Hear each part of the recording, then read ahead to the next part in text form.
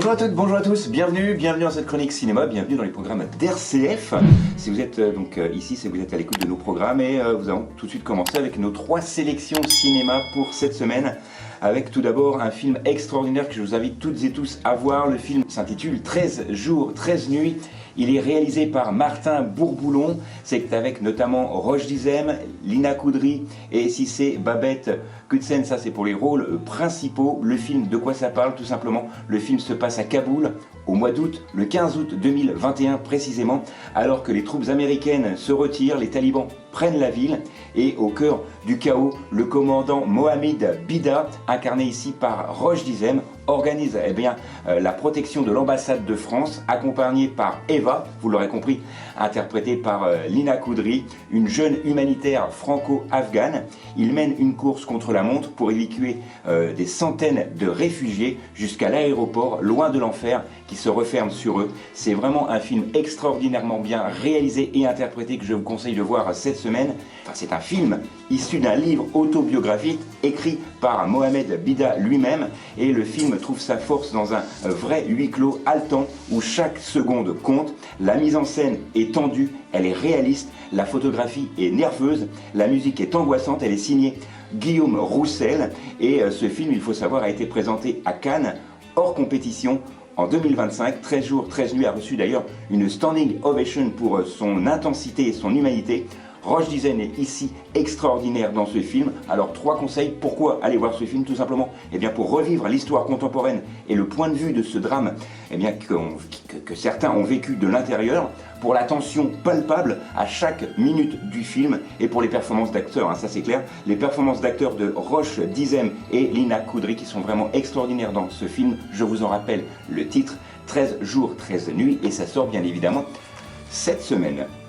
Autre sortie, et là dans un registre totalement différent, on va partir dans un cockpit de Formule 1 avec le film F1, le film avec Brad Pitt, Damson Idris et Javier Bardem. Ça c'est pour les rôles principaux. Le film, vous en connaîtrez peut-être le nom, il est réalisé par Joseph Kosinski.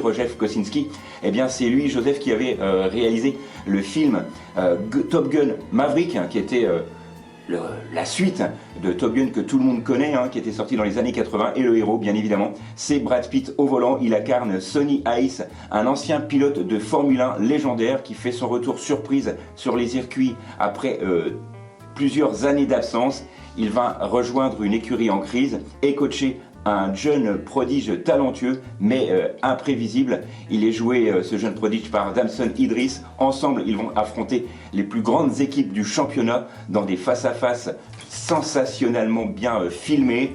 Le film est exceptionnel. Côté mise en scène, on est clairement dans le grand spectacle. Les courses ont été filmées dans des conditions réelles sur des circuits mythiques comme celui de Silverstone ou encore Monza, avec des caméras embarquées, des effets sonores à couper le souffle, en vitesse réelle. Tout est fait pour vous plonger au cœur de l'action. En plus, il faut le savoir, ce film a été tourné spécialement pour les salles IMAX, donc n'hésitez pas à aller voir ce film en IMAX.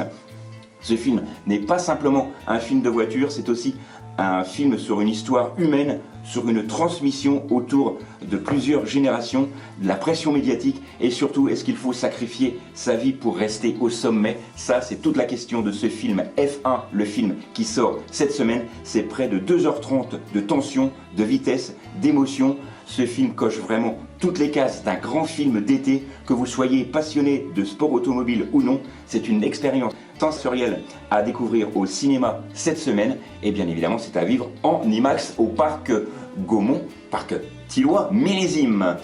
Dernière sortie, alors avec là un film qu'il va falloir éviter absolument. C'est Le Grand Déplacement. Déjà, tout est dans le titre. Il est réalisé par Jean-Pascal Zadi, puisqu'il est devant et derrière la caméra, avec également Reda Kateb et Luz on the Yakuza. Ce film est sorti en salle, et sort en salle ce mercredi. Le Grand Déplacement est une comédie futuriste avec un casting prometteur. Ça, je vous ai donné effectivement les plus grands acteurs qui étaient dans ce film. Il y a également Éric Judor en narrateur dans ce film. Alors sur le papier, c'est une mission spatiale menée par des Africains pour sauver l'humanité. Alors forcément, ça intrigue, mais malheureusement, une fois en salle, c'est la déception qui domine. Alors l'idée de départ avait tout pour plaire, un vaisseau chargé de diversité de culture et d'autodérision qui vont embarquer vers une nouvelle planète. Et on s'attend forcément à quelque chose de drôle, un petit peu barré. Mais ce qui nous attend, c'est surtout un scénario plutôt plat, bavard et rempli de clichés. Et ça, c'est dommage. Les personnages sont réduits à des archéotypes sans relief. On coche toutes les cases de quelque chose qui est vraiment inexistant. Pas d'évolution, pas de surprise et surtout un humour forcé qui ne décolle jamais, contrairement à la fusée.